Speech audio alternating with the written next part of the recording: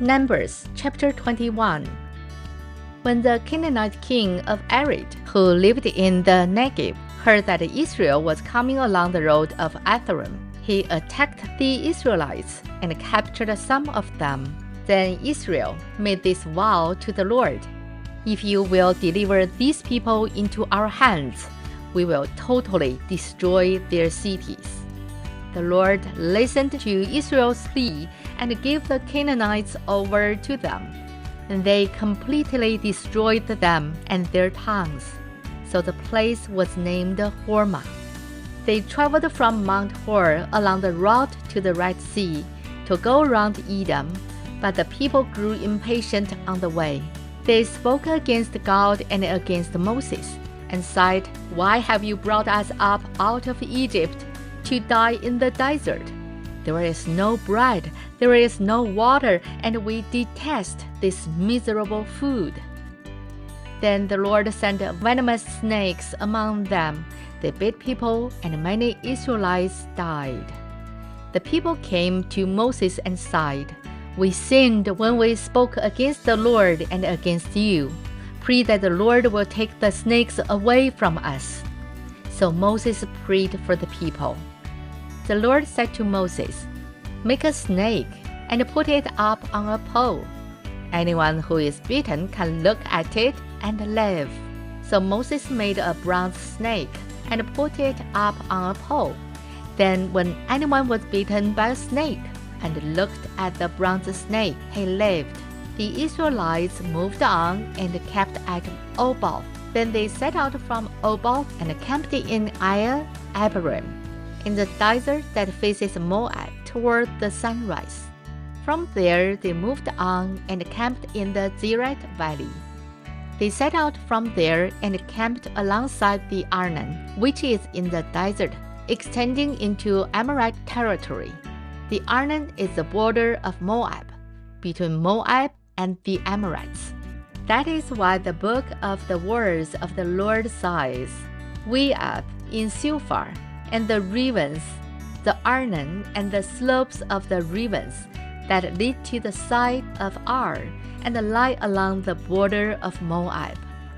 From there they continued on to Beer, the well where the Lord said to Moses, "Gather the people together, and I will give them water."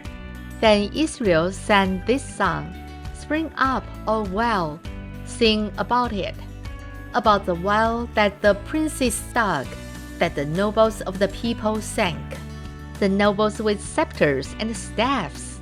Then they went from the desert to Mantana, from Mantana to Nehalio, from Nehalio to Bamoth, and from Bamoth to the valley of Moab, where the top of Pisgah overlooks the wasteland.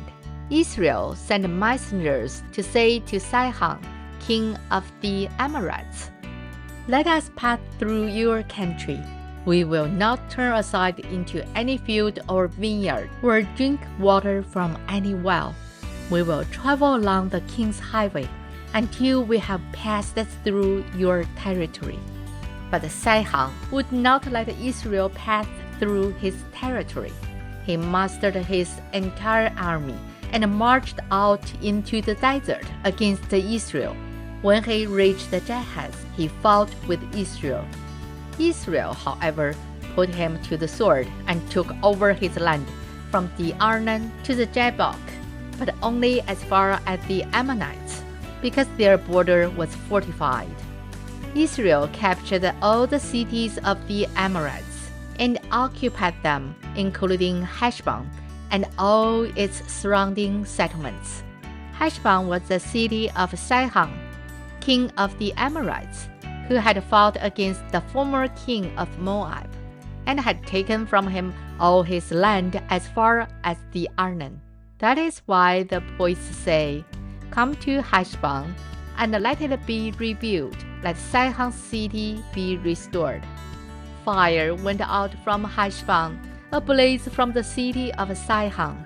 It consumed Ar of Moab, the citizens of Arnon's heights. Woe to you, O Moab! You are destroyed, O people of Chemosh! He has given up his sons as fugitives and his daughters as captives to Sihon, king of the Amorites. But we have overthrown them. Heshbon is destroyed all the way to Dibon. We have demolished them as far as Nopha, which extends to Medeba. So Israel settled in the land of the Amorites.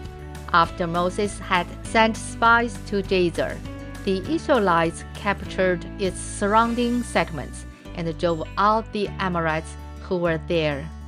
Then they turned and went up along the road toward Bashan, and Og, king of Bashan, and his whole army marched out to meet them in battle at Edrei.